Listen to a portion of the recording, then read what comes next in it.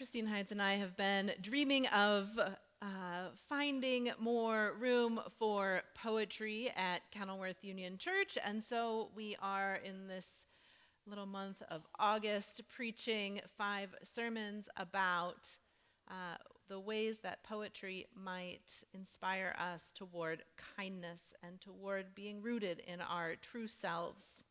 Today's poetry pushes us toward the forgotten architecture of friendship. And so as we seek to draw near to Jesus, we draw near to him in his story of goodbyes.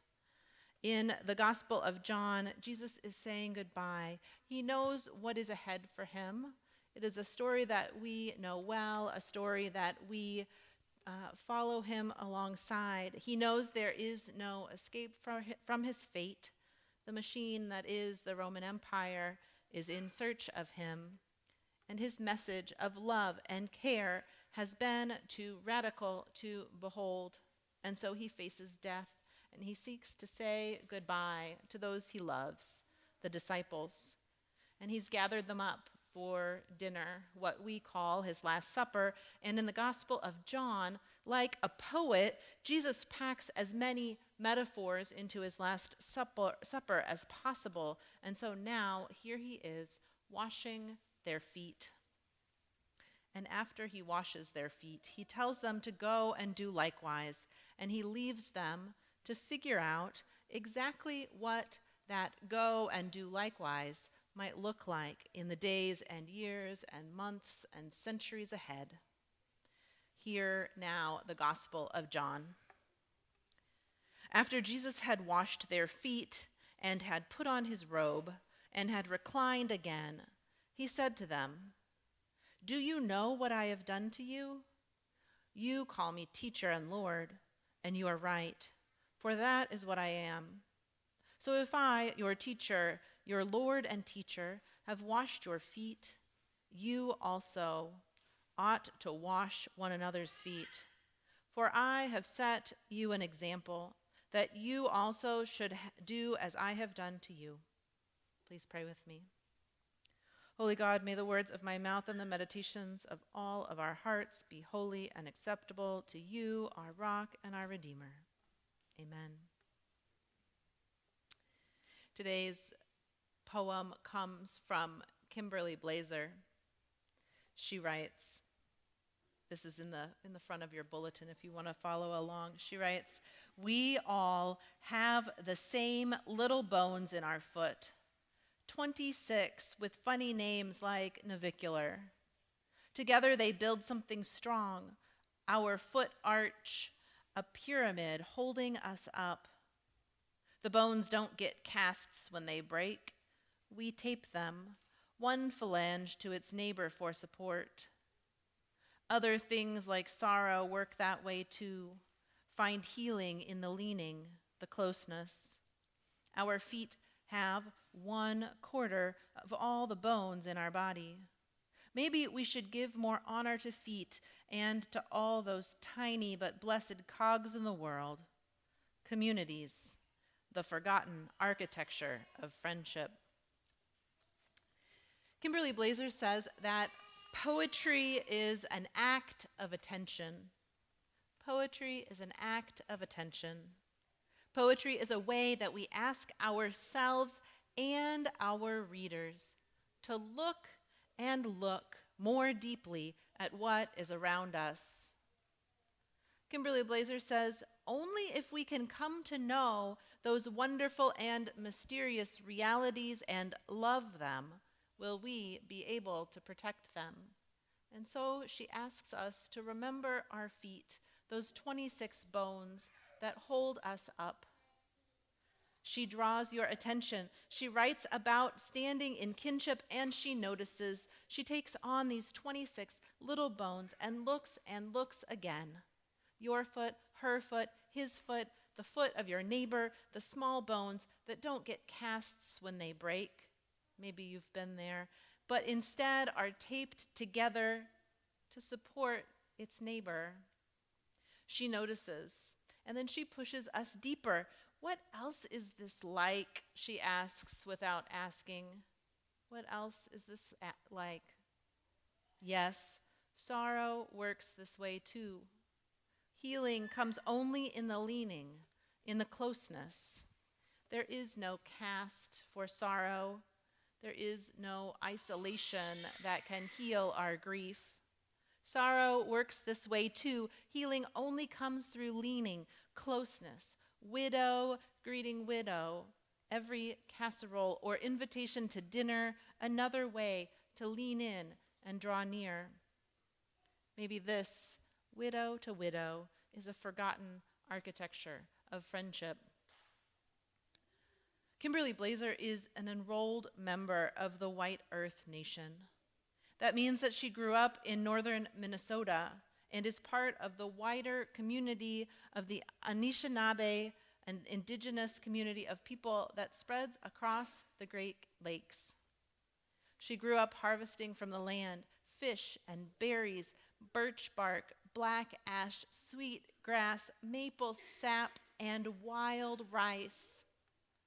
Her first experience with water was far from faucet, where she and her family collected rain and pumped drinking water from the belly of the earth and carried it from springs.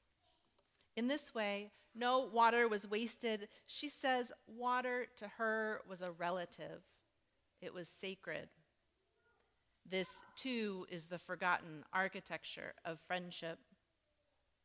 Kim Blaeser says we can't own or possess or barter the relationship we have with the natural world, which is why she is passionate about protecting her native land from the threat of possible copper mining, which, if you've been following this news story, you know that the copper mine would leach sulfuric acid and heavy metals into the Boundary Waters Canoe Area wilderness and the surrounding watershed, which was Blaeser's childhood home.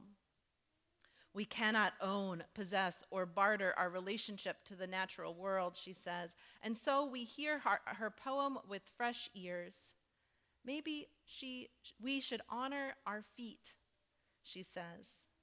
And if you've ever broken a toe or had a blister, you know the same. She walked the earth, pail of water after pail of water, from stream to supper and tributary to table, and she knows with a kind of intimacy what it means to honor the feet that carry you from one place to the next. She understands with a kind of intimacy what it means to see and acknowledge all those tiny but blessed cogs in the world, each drop of water, a brother, a sister, a friend. Maybe it's the same with you, especially if any of you among us have walked her ancestral land. I know for a fact that at least one of you here has walked the rivers and the lakes of the Boundary Waters Canoe Area wilderness, maybe even this summer. Buoyed by a bunch of Boy Scouts, accompanied or accompanying a troop to those sacred and ancient trails, you know to carry a canoe, to bear the burden of every meal on your back, to fetch water up shore. You must give honor to your feet. You must acknowledge all of those tiny but blessed cogs in the world. Theologian Amy Frycolm writes, knobs, calluses, bunions, corns, misshapen toes, and warts, all of these keep us from exposing our feet. Most of us keep our feet covered at all times. To have our feet exposed, washed, or even touched is an act of great vulnerability. One summer in the Boundary Waters, as an adult leader with my youth group, I fell ill with fever and spent half a day in a tent. It had been wet and rainy, and the temperatures fell into the 40s even in July, and I couldn't shake the chill. And one of the teenage boys I was traveling with handed me his last pair of dry wool socks, a great act of vulnerability. Even this, receiving a pair of dry wool socks, felt like the forgotten architecture of friendship, a gift.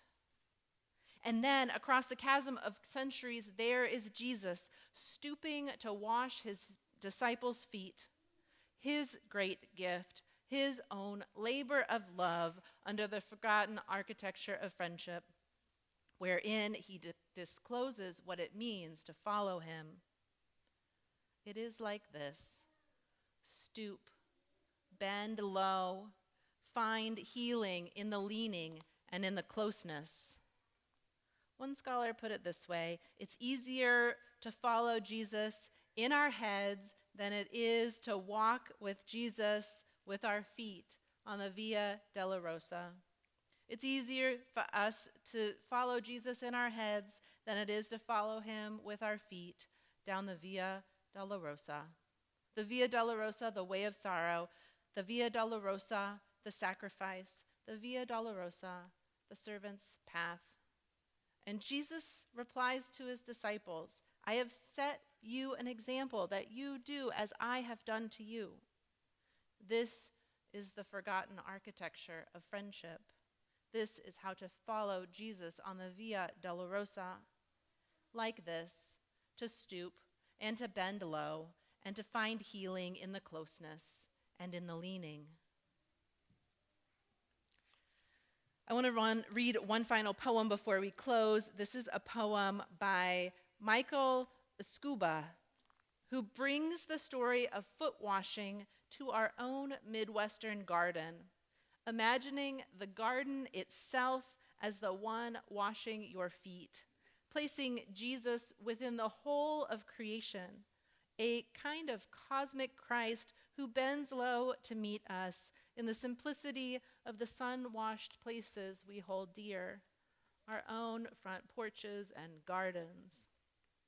The poem is called Towel and Basin, and it begins with a quote from Emily Dickinson, who urges us to see the heavenly realm, not just as a far-off place, but an everyday reality, and who pushes us to see the divine landscape that surrounds us everywhere and always. Emily Dickinson says, instead of going to heaven at last, I'm going all along. And Michael Escuba's poem continues as he has us step out on his front porch with him while he is watering his hanging plants just as any of us might, and takes care to honor and hold dear the green and growing earth. It seems right for a verdant August morning to hear a poem like this. He writes, this morning I plodded in pajamas and bare toes, toting my full water pitcher, prepared as an offering for my hanging blue fan plant. The tall grass washed my feet as Jesus might. I was met by a congregation of glad-handed hostas, greeting and touching me, choirs of clematis robed in purple, jovial jonquils clad in yellow, sun-facing spiderworts and sweet green mint mingled with spicy oregano, breathing their fragrances, glistening and glowing in sunlight and dew.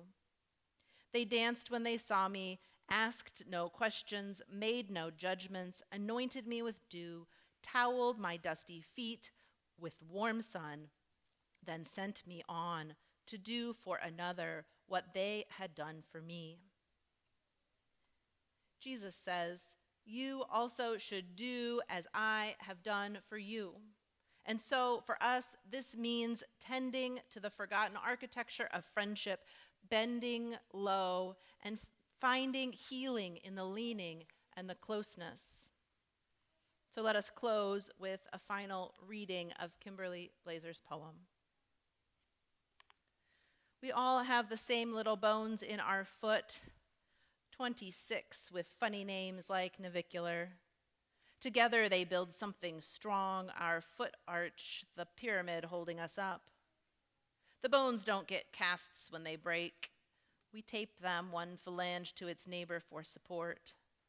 Other things like sorrow work that way too. Find healing in the leaning, the closeness. Our feet have 1/4 of all the bones in our body. Maybe we should give more honor to feet and to all those tiny but blessed cogs in the world, communities, the forgotten architecture of friendship. Thanks be to God.